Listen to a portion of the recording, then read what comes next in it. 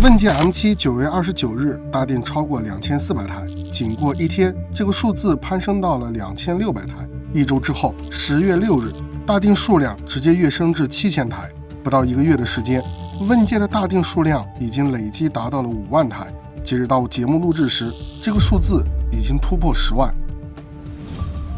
这个成绩对于一个刚刚进入汽车领域不久、时间甚至比魏小李这些新势力都还要年轻的华为问界来说，实在是一个让人难以琢磨明白的情况。有人说是因为华为在用户情绪上的引导，也有人说是因为对华为终端产品的信任，更有人说是因为不懂车的用户太多，盲目下单才让华为问界有如此惊人的成绩。无论上面哪一种解释，看上去都有道理，但又经不起推敲。同样都是国产品牌，大家都有民族情绪的天然优势，同样是新势力，产品力并不比问界差，同样在自动驾驶上发力，技术能力也并不比华为弱。为什么魏小李要走很多年的路，甚至现在还看不到尽头，华为却能让问界直冲巅峰呢？如果想击败华为、魏小李3家汽车新势力，又需要从何处突围呢？我们将通过几期视频，带领大家找出华为成功的原因，帮魏小李找出冲出华为包围圈的50秘籍。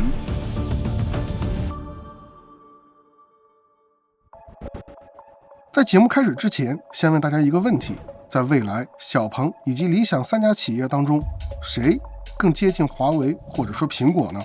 先不要着急说出你的答案，留在心里。我们先跟大家揭开一个被华为藏起来的秘密：在众多国产手机厂商中，为什么只有华为能够与苹果并驾齐驱？华为与苹果一样有着同样的品牌影响力、用户影响力，为什么其他品牌不行？因为华为与苹果向用户贩卖的不仅仅是产品，而是一种生活方式。他们让你觉得在你的生活中缺少他们的产品是不可忍受的。那么在蔚来、小鹏以及理想3家车企当中，谁更接近这样的华为与苹果呢？此时你的答案是否有改变呢？其实按照贩卖生活方式而非产品的理论来说，最接近华为与苹果的是蔚来。在蔚来的官方介绍中，不光有汽车，还有以换电著称的 Neo Power， 以服务著称的 Neo House， 以产品丰富、设计、质感著称的 Neo Life。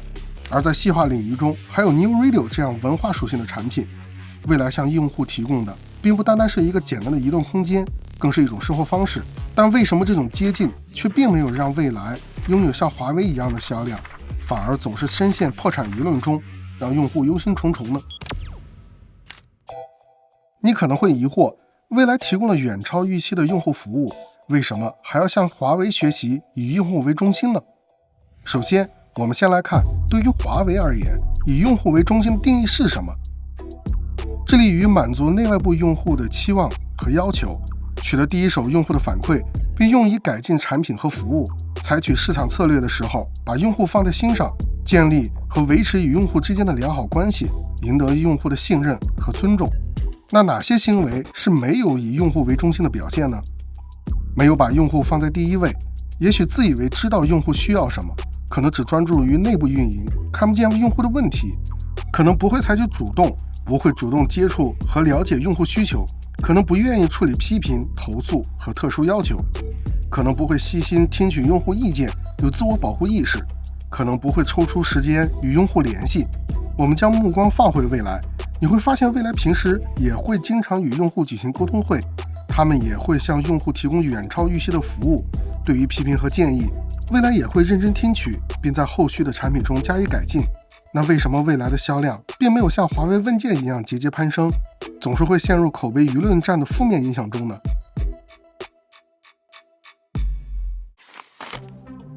这其中的奥秘在于用户这2个字上。在我们过去的节目中也曾经介绍过，华为会将用户分为几个阶段，也即对产品不熟的潜在用户，有购买意向的用户，已经购买产品的用户，参与到整个产品生态中的用户，以及最后的推荐者。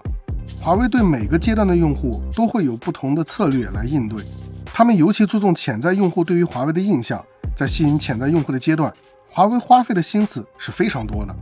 华为为了能够吸引潜在用户的目光，往往会降低产品特性的理解难度。例如，在介绍高级辅助驾驶的点上，余承东会在公开场合说：“因为我家离公司30多公里，从家里到公司，公司到家里他自己开，但是我们法规还不允许手完全离开啊。所以手还要放在方向盘上，所以其实可以玩手机。简单通俗的方式来让用户理解，这其中的巧妙之处在于，余承东所说的都非常场景化，再加上情绪化的表达，就很容易带入他所说的场景。这种话糙理不糙的行为，实际上是非常高超的 SCQA 原则。首先预设一个场景，告诉你现状是十分糟糕的，很多地方它充电还非常不方便。再描述一个冲突，你糟糕的体验。节假日出行玩的时候，大家看到很多充电站，很多人在排队你是否也想要这样的场景？过去我开那个 SUV， 100公里大概15升、18升，现在我开这个车，我试了一下，我最多6点几升。解决方案很简单，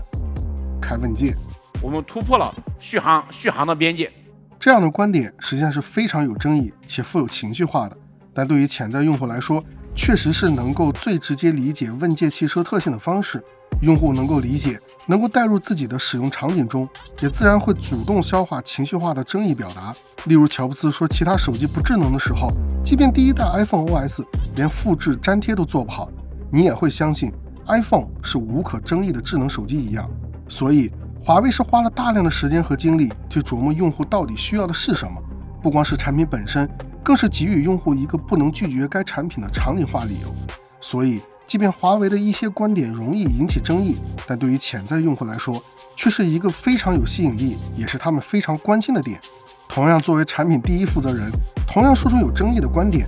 我们看看蔚来是怎么做的呢？另外一个呢，就和油车比，这我简直就完全不明白，现在大家为什么还买油车？这句话做到了有争议和情绪化，却没有做到有场景化的描述。忽略场景的基础上表达情绪，这种方式很容易让人产生对立情绪，只能最大化观点的负面影响，然后需要更多解释来弥补。这种忽略场景、强调情绪的表达，在蔚来很多高管中的行为比比皆是。例如，对于换电上的争议，蔚来过于强调与友商补能上的优劣，甚至还会和别人讨论长期、短期主义，却忽略了对于潜在用户而言，换电所能带来的场景化便利才是他们最关心的。如果用华为的方式来描述换电、服务与商城，那应该就是我换块电池10分钟，不用下车，甚至不用自己导航，你加油还得说加几号，加不加满，用什么结账，怎么开票，开蔚来点一下就行，不用管了，你玩你的就行，我才不会去买油车。我什么事情都交给蔚来的 Fellow， 你剐蹭了还得给保险打电话，先按1转人工，再描述你在哪儿，怎么了，和保险斗智斗勇，回答一堆什么车况、路况的问题。我直接跟蔚来的 Fellow 说，全程不用我管，你告诉我哪一家可以做到。没有，只有蔚来。自从我买了蔚来，我就再也没怎么打开过淘宝、京东，需要什么随便选，积分一换，快递第2天就到，盲选，质量设计绝对是遥遥领先。李斌还老发红包，马云给你发吗？双11还尼玛一堆规则，里边只有一个规则，就是想发就发，发完上车换东西，遥遥领先。这3点，无论是你从蔚来官方渠道，还是第三方 KOL 渠道，都很难看到。但这3点却是小鹏、理想无论如何都做不到的绝对优势。争议性言论并不完全是负面的，例如换电的便捷、Fellow 的服务、琳琅满目的商品，这些都是正面的，在潜在用户群里可以引起争议的特性。不去强调它们，而是强调潜在用户无法感知到的长短期路线、冰箱、彩电、大沙发是否高级、取消交流口的必要性等别人的长处上，是非常得不偿失的行为。在以用户为中心的定义中，有一个行为是需要避免的，那就是只关注内部运营，看不见用户的问题。反观华为却能给用户留下买华为手机可以拍月亮，问界汽车可以自己开，问界汽车拥有很多黑科技的印象，甚至一句遥遥领先，都是极具争议但却场景化十足的词汇。很大的原因就是在华为描述产品特性时，总是遵循 SCQA 原则，将用户会遇到的问题摆在第一位，然后再去说自己的解决方案，这样一来就容易被潜在用户接受。而在整个商业逻辑中，你只有吸引更多潜在用户的目光，才能给自己带来源源不断的客源。当然，蔚来并不单是做不好以用户为中心，相反，在某些地方反而做得又太过。例如，蔚来对于用户的要求反应过分积极，甚至为了满足用户的不合理要求，轻易改变既定的政策，甚至会提前或延后政策的实施。例如 ETC 的上市与交付时间，例如在取消免费换电权益时，召开针对用户的见面会等等。当然，我们并不否认与用户保持联系是一件坏事，但需要注意的是，当我们选择面对用户而非专业媒体的时候，就要面临很多细节会引起用户的不满，而一旦在现场出现被用户质问的情况，就会引发其他用户的焦虑。普通用户不具备专业媒体的职业条件，在理解公司行为、解读政策的时候，往往会出现误读的状况，从而引发更多误会。而这些误会越积越多，恰恰会让用户产生不安全感，信任与尊重也会被慢慢内耗掉。购买产品的用户更希望自己的声音被听到，而非你告诉他接下来该要如何去做。取悦用户，将他们变成产品企业的推荐者，更重要的就是要赢得他们的信任与尊重。这其中就包含与用户保持适当距离，他们并非制定企业行为的第一参与者，而应该是受益者。建立和维持与用户之间的良好关系，赢得用户的信任与尊重。良好的关系绝不意味着亲密无间、无话不说。华为的用户忠诚度高，也绝非他们参与了华为的某种决策，也并没有直接参与产品研发，但每次开发布会或者媒体沟通会上，余承东都会将 NPS 挂在嘴边，而 NPS 正是购买了产品的用户才会参与的调查。他们的声音无论是批评还是赞美，对于企业的成长、产品的优化都是十分重要的。如果用户知道自己的反馈得到了重视，对你的信任和尊重自然就会提升。这种通过 NPS 提升忠诚度的方式，相比较大规模的用户沟通会，成本会更低，效果也会更好。更何况未来拥有众多线下活动，他们同样可以提供其他品牌所不能提供的品牌粘性，不必通过用户沟通会的方式来曲线救国。所以未来目前的现状是非常反常识的。一方面没有站在用户的角度宣传自己独特的优势，失去对潜在用户的吸引力；另一方面却有点过之不及，没有与用户保持合理的距离，过于亲近，过于考虑他人的感受，反而会损害用户的信任。那未来应该怎么做呢？或者说华为能够提供哪些启发呢？如果仔细留意就会发现，华为在自己不擅长或者还无法做到最好的地方，采用了不回应的方式。这一点和苹果很像，他们都不会向用户解释为什么自己的产品这么贵，他们也不会向用户解释为什么自己不用高刷或者没有 5G， 他们更不会召集用户向他们解释自己的商业行为以及逻辑。而在做得好的地方，他们是如何向用户介绍的呢？他们往往会强调自己在行业中的特殊性以及唯一性。例如，只有华为可以有这么强的研发能力和专利数。他们往往会强调自己的产品特性是如何改变你的生活，例如华为的 SCQA、苹果的销售逻辑。他们通常会利用 NPS 来收集用户的反馈，不直面用户，却总能得到最新、最直接的用户声音。所以，未来要做的不是去向用户解释为什么要取消交流口，为什么执着于换电，为什么自己坚持长期主义，而是需要重新梳理自己的独家特性，在用户用车场景中的不可替代性，以及通过更加正式的方式获取更加真实的用户反馈，而非听取单一用户群或者媒体的声音。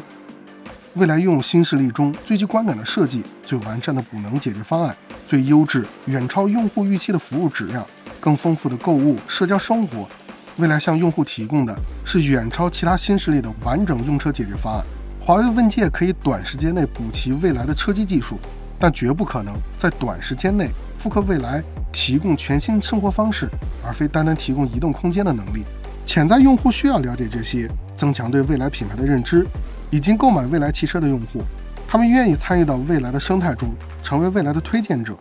他们同样需要未来提供对于为用户创造一种愉悦的生活方式的宣传，来让更多用户转化为未来的推荐者。而这些分析也并不是我们一厢情愿，正如未来在官网中所说，希望为用户创造愉悦的生活方式 New Power, New House, New Life。 这些让用户愉悦的生活方式是最值得被中国用户所了解到的。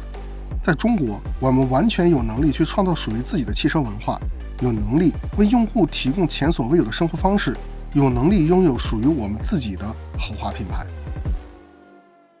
下一期我们将用同样的方式来向大家讲述关于小鹏与华为的那场关于 AEB 的论战，以及在这场论战中小鹏输在了哪里，华为为什么赢得如此轻松。有哪个至关重要的能力是被小鹏这家以技术为驱动力的新势力所忽视的呢？让我们一起期待下一期节目吧。